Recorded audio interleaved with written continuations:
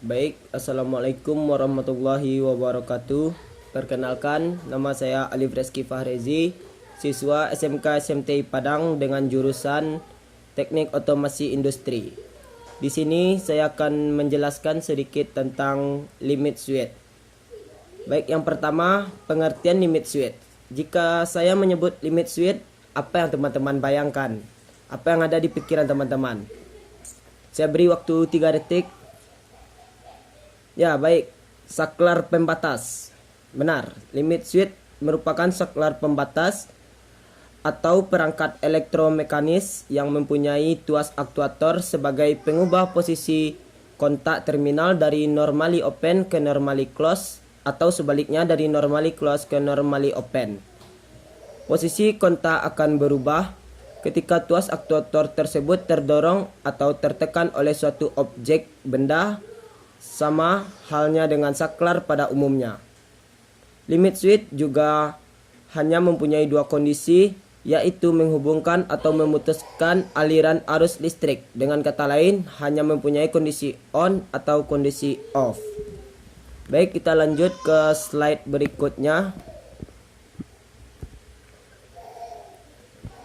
Yang B, bagaimana prinsip kerja limit switch? Prinsip kerja limit switch, dasar atau prinsip kerja limit switch, ini akan mengaktifkan apabila tombol pada batas atau daerah telah disetting sebelumnya sehingga terjadi pemutusan pada suatu rangkaian.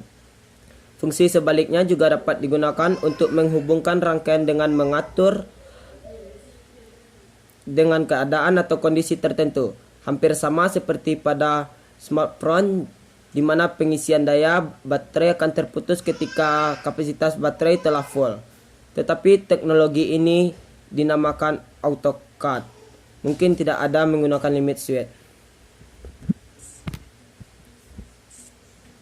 Baik, yang berikutnya karakter limit switch. Karakter limit switch yaitu yang pertama mempunyai 3 titik kontak, yaitu yang A NC, yang B NO, dan C command. Yang kedua memiliki lifetime atau umur. Umur limit switch biasanya relatif pendek.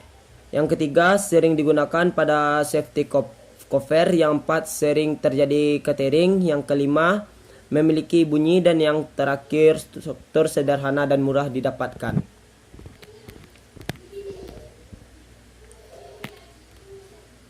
Secara garis besar, prinsip kerja limit switch dapat dijabarkan sebagai berikut.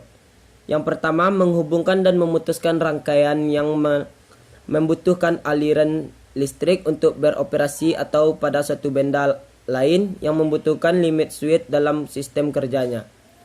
Yang kedua, menghidupkan daya yang besar dengan sarana yang kecil.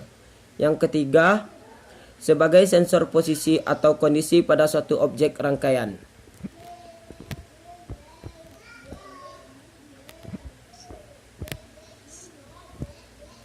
Limit switch biasanya digunakan pada aplikasi seperti 1. Pintu gerbang otomatis, di mana limit switch berguna untuk mematikan motor listrik sebelum pintu gerbang ini menabrak pagar yang pembatas saat membuka atau menutup.